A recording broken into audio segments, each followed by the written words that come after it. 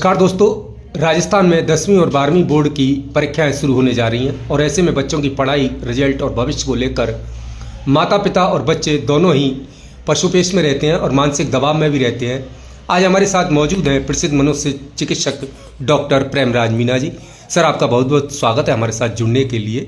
Sir, exam शुरू होने वाली हैं और ऐसे में हर बच्चे पर और माँ बाप पर ये दबाव रहता है कि बच्चे का रिजल्ट कैसे हो, परसेंटेज कितनी बनेगी, क्या बनेगी, कैसा रिजल्ट रहेगा।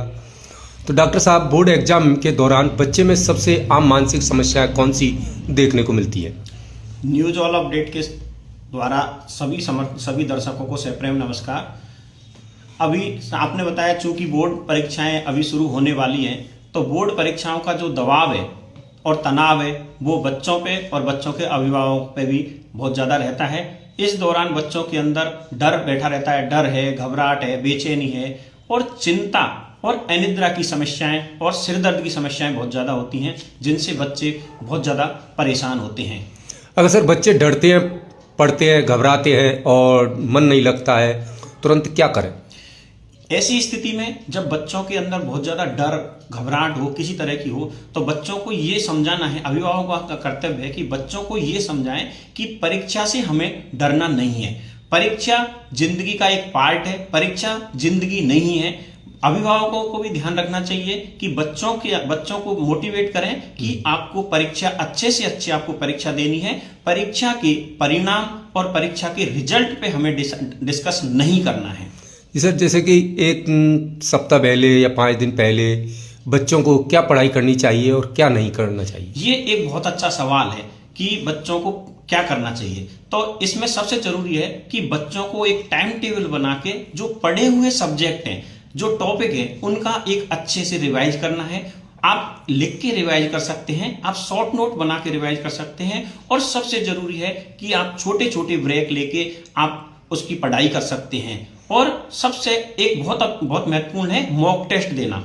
आपका समय 3 घंटे का होता है, तो आप जो सैंपल पेपर है उसका एक मॉक टेस्ट दीजिए घर पे और 3 घंटे का एक समय लेके ही उसकी प्रैक्टिस करिए पेपर को पूरा करने के लिए। इससे आपके लिखने की गति और आपका जो समय प्रबंधन है उसमें आपको बहुत अच्छी सहायता मिलेगी। अक्सर एक बात देखी जाती है, जैसे ही परीक्षा देके बच्चे निकलते हैं तो बहुत सारे बच्चे शिकायत करते हैं कि सर पेपर तो सरल था लेकिन हम पूरा पेपर कर नहीं पाए, हमें पूरा टाइम नहीं मिल पाया। तो इस परेशानी से निकलने के लिए आपको मॉक टेस्ट की प्रैक्टिस घर पे ही करनी चाहिए। सर, आजकल देखा जाता है बच्चे रात में पढ़ने के ज़्यादा आदी होते जा रहे हैं। क्या उनको रात में पर्याप्त नींद लेनी चाहिए, पढ़ना चाहिए? हाँ, परीक्षा के दौरान और परीक्षा के दौरान आपको पर्याप्त नींद बिल्कुल जरूरी है। आपको 6 से 8 घंटे की गहरी एवं पर्याप्त नींद जरूरी होती है। जैसे ही आप गहरी नींद लेते हो, आप पर्याप्त नींद लेते हो, आपके दिमाग को शांति मिलती है, दिमाग को सुकून मिलता है, हमारा माइंड जो है वो रिलैक्स होता है। और रिलैक्स्ड माइंड हर समय आपको जब एनर्जी अच्छी होती है तो आपको याद करने में भी सहूलियत रहती है। अक्सर जो बच्चे लेट तक पढ़ते हैं वो पढ़ तो ज्यादा लेते हैं, समय उनको ज्यादा मिल जाता है, लेकिन उनकी याददाश्त पर भी कहीं ना कहीं एक नकारात्मक प्रभाव पड़ता है। सर, बच्चे मोबाइल ज़्यादा देखते हैं मगर माता पिता कहते हैं बेटा मोबाइल रख दो, और बच्चे एक तरफ कहते हैं पापा मम्मी मोबाइल से ही पढ़ाई होती है। उस पर क्या कहूँ?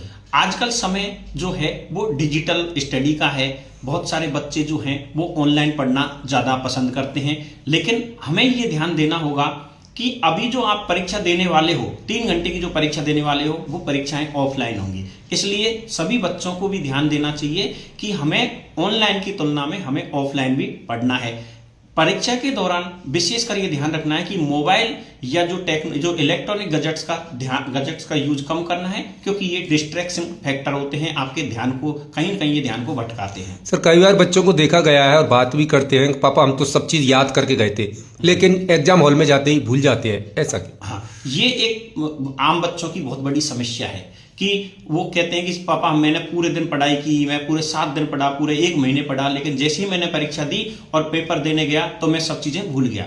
ये इस बात को साबित करते हैं कि हम पढ़ते तो हैं, हमारे बच्चे पढ़ते हैं, लेकिन बच्चे जो एक रिवाइज जो लिख के प्रैक्टिस नहीं करते हैं। और उनकी जो मेमोरी है वो शॉर्ट टर्म मेमोरी होती है। जैसे ही आप परीक्षा देते हो, जब परीक्षा के अंदर जब पूरा पेपर आता है तो आपको पूरे पेपर को याद करने के लिए आपके दिमाग को रिमाइंड करना पड़ता है, आपकी मेमोरी जो है लॉन्ग टर्म मेमोरी को वापस लाना पड़ता है। तो ये अभ्यास की कमी एक बहुत बड़ा कारण है। इसको मिटाने के लिए बच्चों को लिख लिख के अभ्यास करना चाहिए, छोटे छोटे टॉपिक बना के उनका अभ्यास करना चाहिए और कठिन टॉपिकों पर उन्हें अभी ध्यान देना चाहिए। अगर फेल हो गए तो क्या होगा, क्या नहीं होगा, ये बच्चों के मन में भी डर बैठा रहता है। हाँ। उसको कैसे निकालें?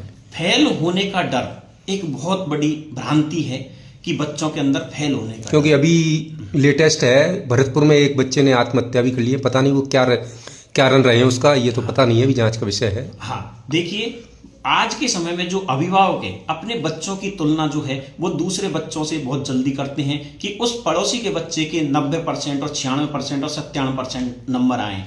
हमें हमारे बच्चे की कैपेसिटी के अनुसार बच्चे को मोटिवेट करना है। हमें बच्चे के भविष्य की चिंता करनी है। हमें बच्चे को मोटिवेट करना है कि बच्चा अच्छे से अच्छे पढ़े, अच्छे से अच्छा अपना बेस्ट दे, न कि इतने नंबर लाए। हम उस बच्चे के परिणाम को टारगेट नहीं करें, हम बच्चे की पढ़ाई को मोटिवेट करें।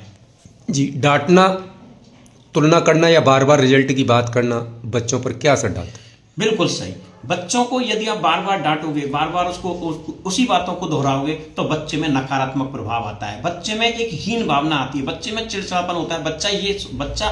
हर बच्चा अपने हिसाब से बेस्ट प्रैक्टिस करता है, अच्छे से अच्छा प्रयास करने की कोशिश करता है। लेकिन जब हम बच्चों पर यदि बार बार करते हैं तो बच्चों में अविश्वास की भावना पैदा होती है। उन्हें लगता है कि मेरे माता पिता मुझ पर विश्वास नहीं करते हैं। इसलिए बच्चों को डांटना और बार बार उन्हें टोकना नहीं चाहिए। अगर बच्चा बहुत ज्यादा चुप रहने लगे या रोने लगे तो क्या करें? क्या खतरा है ये? हाँ, ये एक चेतावनीपूर्ण संकेत है कि परीक्षा का डर जो है, कहीं न कहीं बच्चा जो परीक्षा का डर या परीक्षा के तनाव से पीड़ित है, और उस स्थिति में आपको बच्चे से सहानुभूति पूर्वक बात करनी चाहिए। बच्चे से आप शांति से बैठा के बात करें कि बेटा या बेटी, आपको ज्यादा टेंशन करने की जरूरत नहीं है, आप पे जितना हो आप आपका बेस्ट दीजिए, आप परिणाम की चिंता नहीं करें।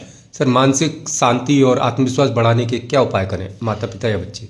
माता पिताओं को तो सबसे जरूरी है कि बच्चे को मोटिवेट करें, उनको सकारात्मक, बच्चे के खान पीन पर ध्यान दें, बच्चे को अच्छे से अच्छा और शुद्ध और सात्विक भोजन कराएं और बच्चे को नींद लेने के लिए प्रेरित करें। और बच्चे के लिए सबसे जरूरी है कि बच्चा जो आप पढ़ाई कर रहा है उसको एक पॉजिटिव सोच के साथ पढ़ाई करें। एक ये सोचे कि मुझे अच्छे से अच्छा रिजल्ट देना है, न कि उस परीक्षा के तनाव को उसको अपने दिमाग पे हावी होने देना है। क्या कोई एक्सरसाइज या ब्रीदिंग एक्सरसाइज कोई? हाँ, इसके लिए सबसे अच्छी है कि मेडिटेशन। अभी एक कंसेप्ट चल रहा है 1 मिनट मेडिटेशन का, क्योंकि हमारे जो बच्चे हैं उनके पास समय नहीं होता है। इसके लिए सबसे जरूरी है कि आप 1 मिनट के लिए आप कुर्सी पे शांति से बैठिए और कुर्सी पे बैठ के आंखें बंद कर दीजिए। आंखें बंद करके आप ये सोचिए कि आपके जीवन में सबसे अच्छा क्या घटित हुआ है, और आप हल्का सा मूवमेंट कर सकते हैं। ऐसे मूवमेंट करने से, आपको शांति से सोचने से, दिमाग को रिलैक्स करने से आपके दिमाग रिलैक्स होता है और आप में पॉजिटिव जो एनर्जी है उसका संचार होता है और नकारात्मक एनर्जी आपकी खत्म होती है। तो इसे 1 मिनट मेडिटेशन बोलते हैं। सर, आपका बच्चों के लिए क्या एक लाइन में मोटिवेशन मैसेज है? बच्चों के लिए सबसे जरूरी है कि अपने दिमाग को पॉजिटिव माइंडसेट रखें। आपको सकारात्मक सोच के साथ परीक्षा देनी है, आपको परिणाम की चिंता नहीं करनी है। आपको इस दौरान आपको गहरी एवं पर्याप्त नींद लेनी है और आपको छोटी छोटी एक्सरसाइज, मेडिटेशन एक्सरसाइज, ये एक्सरसाइज आपको करनी है। और विशेषकर आपको ध्यान रखना है कि मोबाइल और सोशल मीडिया से दूरी बनाए रखनी है। और माता पिता के लिए क्या सलाह है? माता पिता के लिए सबसे जरूरी सलाह है कि आप बच्चे के स्वास्थ्य का ध्यान रखें, आप बच्चे के मन का ध्यान रखें। बच्चे पर आप अनावश्यक दबाव या तुलनात्मक रूप से दबाव नहीं डालें और बच्चे को अच्छा खान पान और अच्छी नींद के लिए उसे प्रेरित करें। तनाव प्रबंधन की ओर ध्यान दें। बहुत बहुत धन्यवाद डॉक्टर साहब, आपके लिए बताने के लिए। आपने बच्चे और माता पिता दोनों के लिए बेहद जरूरी और सरल बातें बताई। उम्मीद करते हैं हमारे दर्शक इन बातों पर जरूर ध्यान देंगे। बिल्कुल।